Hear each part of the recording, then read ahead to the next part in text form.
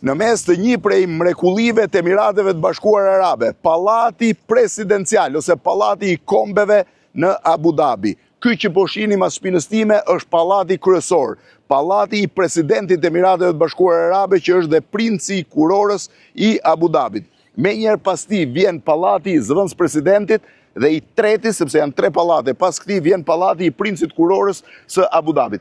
360.000 metra katror të veshura me mermer të bardhë nga më fini dhe më i rralli në botë. Më shumë se sa 35 hektar kopshte të gjelbra dhe shadërvane, të cilët rrethojnë 3 pallatet. I nisur në vitin 2010, i mbaruar në vitin 2017, konsiderohet me një prej kupolave më të mëdha, një prej mrekullive të Emirateve të Bashkuara Arabe, e ngjashme me xhaminë e famshme të Abu Dhabit.